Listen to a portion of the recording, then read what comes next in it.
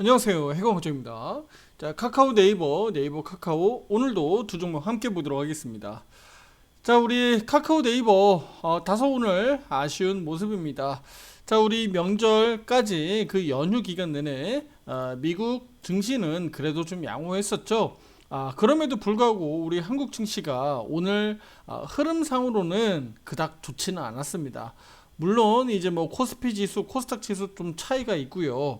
그리고 아시아 증시 전반적으로 놓고 보더라도 우리 국내 증시와는 다소 좀 차이가 있었는데 뭐 아쉽지만 뭐 아시아 시장 내에서도 한국 증시가 약한 것은 뭐 우리 다 알고 있는 사실이고 이미 앞에서도 다 말씀드렸죠. 자, 그런 상황에서도 우리가 그래도 기대할 부분들을 또 말씀을 드려야 되고요. 그 부분들을 오늘 집중적으로 좀 말씀드리도록 할게요. 그리고 카카오 네이버가 어떤 부분에 있어서 좀 새로운 국면으로 좀 접어들지 그 부분도 지금부터 좀 말씀을 드리도록 할게요. 자, 일단은 네이버에서 나왔던 뭐 좋은 호재 소식들, 그래도 연휴 기간에 나왔었던 내용들이니까요. 그 부분들부터 먼저 좀 함께 보도록 하겠습니다. 자, 일단 네이버도 오늘 이렇게 약세 흐름, 그러니까 시가 대비해서는 음봉 전환했기 때문에 어떻게 보면 좀 약했다라고 볼 수가 있겠죠. 시가 대비해서 떨어졌으니까요. 약했다. 다만 이제 전일 대비해서는 뭐 0.31% 올라서 마감을 했기 때문에 뭐 전일 대비해서 오르긴 했다. 하지만 약하다. 이렇게 결론 지어서 말씀드릴 수밖에 없어요. 그쵸? 그 다음에 여기 카카오, 죄송해요. 카카오 같은 경우 한번 보시다시피, 카카오는 갭을 2% 넘게 띄워놓고 어땠어요?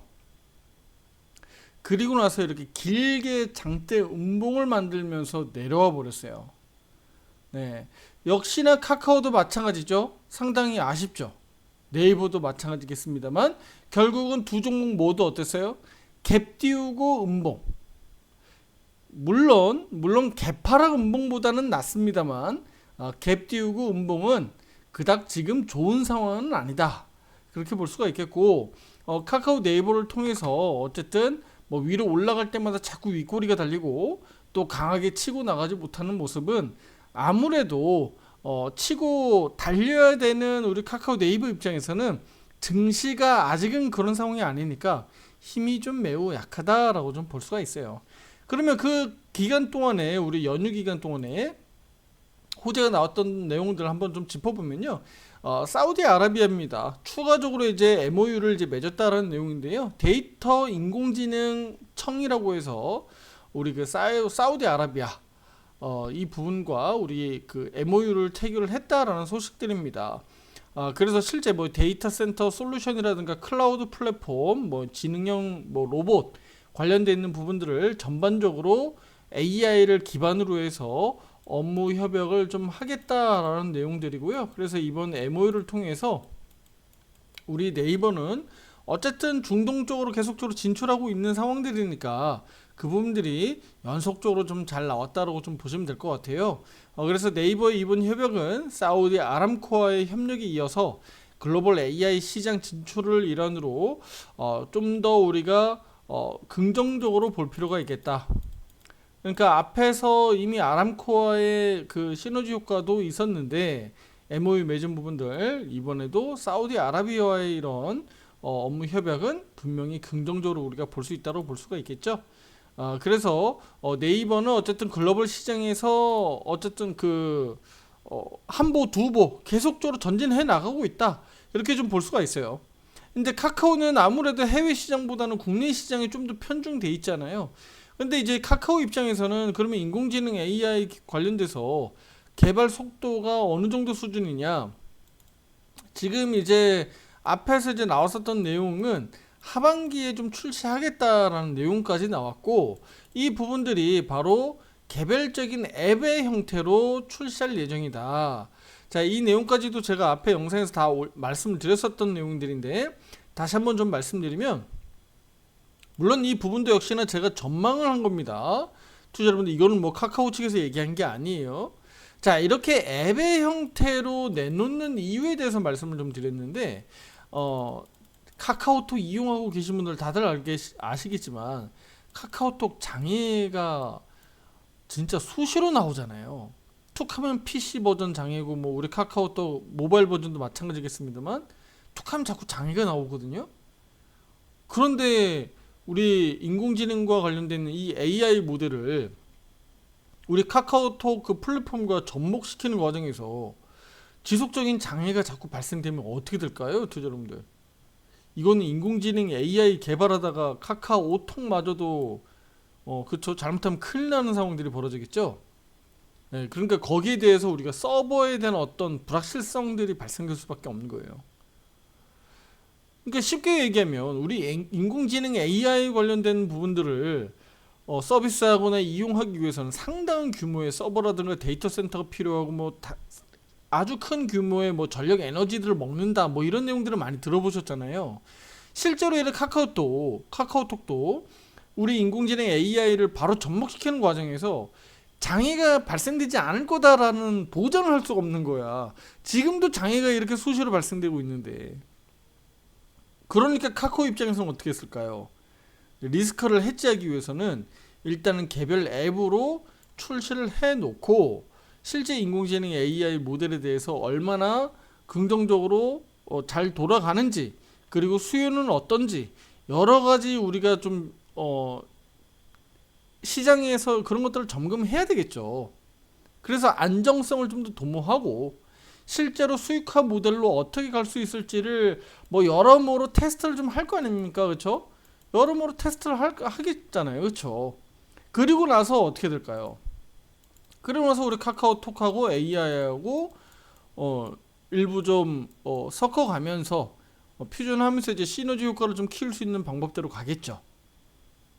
이왕 어차피 지금 오픈 AI보다도 늦었고 글로벌 시장 우리 탑 기업들보다도 늦은 상황이니, 그러면 우리 카카오 입장에서는 조금 더 실용적이고 조금 더 완벽하고 우리 한국 시장 또 특히 이제 한국어에 기반으로 해서 좀 더 특화된 서비스를 할 수 있다라면 그거는 분명히 좋을 거라고 생각이 됩니다.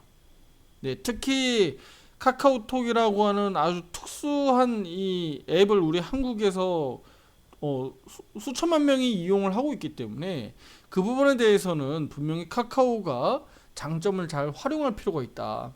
그래서 사용자인 우리의 어떤 편의를 좀 제공하고 보다 좀 쉽게 다양한 서비스를 좀 이용할 수 있다면 그 속에서 매출들은 자연적으로 발생되지 않겠습니까? 그렇죠?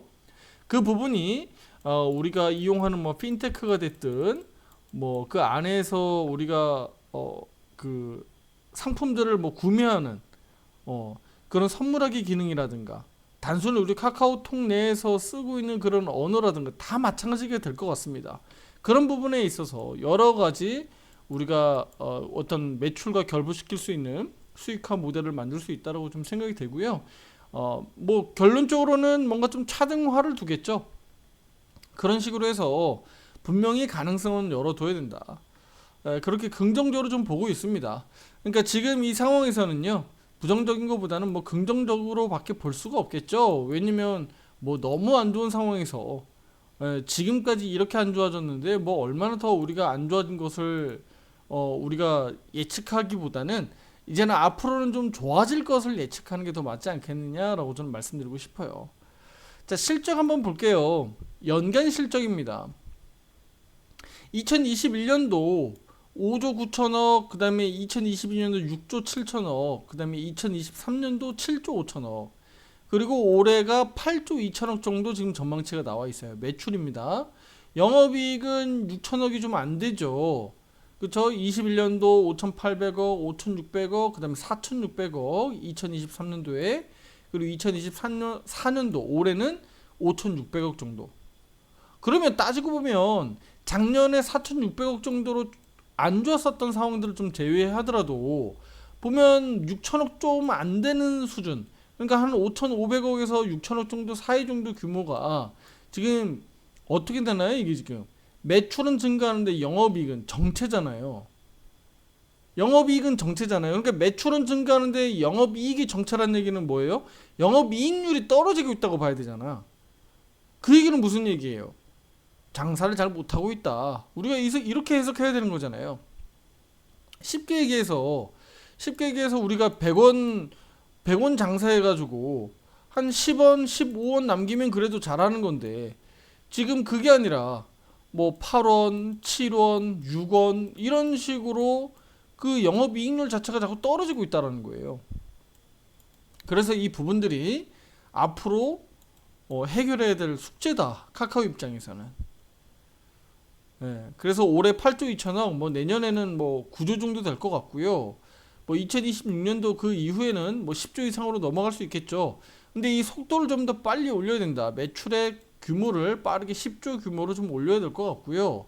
그리고 이 영업이익도 역시나 지금 뭐 8천억대, 우리가 내후년 2026년도 이제 8천억대, 뭐 내년도에 이제 7천억 정도 이렇게 전망치가 좀 나와 있는데 이 부분도 역시나 빠르게 좀 1조 수준으로 좀 더 빠르게 속도감 있게 좀 끌어올려야 된다. 그러려면 결국은 지금 국한돼 있는, 지금 현재 운영되고 있는 이런 매출 구조 기반에서 우리가 좀 이렇게 머물러 있을 게 아니라 새로운 모델들을 계속적으로 만들어내야 되는데 그 부분들을 결국은 놓치지 않고 열심히 해나가야 된다는 얘기가 되겠죠. 그렇게 좀 변화가 생겨야 우리 앞서서 2021년도, 2022년도 그리고 여기 2023년도 최악의 실적, 그리고 올해는 뭐 물론 이제 악재들이 많이 껴있는 상황이, 사법적 리스크가 많이 껴있는 상황이었으니까 뭐 그렇다고 친다고 하더라도 그러면 2023년도 매출과 영업이익률이 증가하는 상태가 좀 돼서 말 그대로 뭐 7, 8만 원, 10만 원 정도까지 가려면 일단은 지금 구조에서 이 정도의 영업이익이 나오면서는 좀 어렵지 않느냐. 그러니까 큰 틀에서는 올해 하반기 내년으로도 매출과 영업이익들이 분기별로도 좀 증가하지만 그 부분들이 좀 뚜렷하게 속도감 있게 좀 나올 수 있는 어떤 모델들이 나와야 된다. 그러려면 인공지능 AI 모델을 좀 더 속도감 있게 빨리 좀 개발해야 되지 않느냐, 이렇게 보고 있습니다. 자, 그래서 일단은 이렇게 간단하게 카카오 네이버는 좀 말씀드리겠고요. 그래서 이번 주에 그러면 우리가 기대할 부분들이 뭐가 있느냐라고 보면요, 우리가 추석 전주에 있었던 그 주 마감이 상당히 그래도 양호했습니다. 네, 양봉 바닥으로 마감이 잘 됐고요. 이번 주는 오늘 시작을 했잖아요. 19일 오늘 목요일 시작을 했는데 이거를밖에 없으니까 사실은 뭐 이거를, 그러니까 오늘과 내일 우리가 목요일 금요일만 앞두고 뭐 우리가 서프라이즈하게 막 급등하기는 좀 어렵습니다만 지금 정도 수준만 올라와줘도 저는 좋다라고 보고 있어요. 카카오 지금 정도 수준이라면 22평 정도 수준, 회복하는 정도 수준 얘기하는 거예요. 요 정도만 올라와줘도 저는 나쁘지 않다. 네이버는요? 네이버도 마찬가지. 예. 요 정도 수준만 올라와줘도 저는 나쁘지 않다라고 보고 있습니다. 네. 그리고 다음 주로 가면 실질적으로는 뭐 9월 마지막 주간으로 봐야 되겠죠. 그러면 그 주간을 앞두고 보세요. 이게 저번 주, 그러면 이게 이번 주예요. 그럼 이번 주는 어차피 오늘과 내일 이틀밖에 없잖아요. 그러면 실제로 다음 주 9월의 마지막 주에서 퍼포먼스가 좀 세게 강하게 치고 나왔으면 좋겠다라는 마음이 드는 거예요.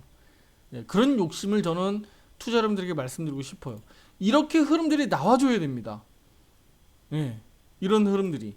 그래야 월간 차트에서 양봉 전환하고 또다시 저번 달처럼 네이버 같은 경우도 아래 꼬리가 또 길게 달리면서 양봉 바닥 나오면서 저가 매수세 강하게 들어갈 수 있는 거예요. 네, 우리 카카오로 갈게요. 카카오도 마찬가지입니다. 뭐 이건 진짜 말할 것도 없죠. 뭐 쉬지 않고 계속적으로 음봉으로 떨어졌으니까. 지금 그런데 그 양봉 전환하기 위해서 시가 회복만 해주면 되는데 37,350원 제가 계속 그어놨었죠. 그 선을. 먼 거리가 아닙니다. 고작 해야 6% 남짓이에요. 머지 않았어요. 가깝습니다. 그런데 이 가격이 그만큼 어려운 거예요. 그만큼.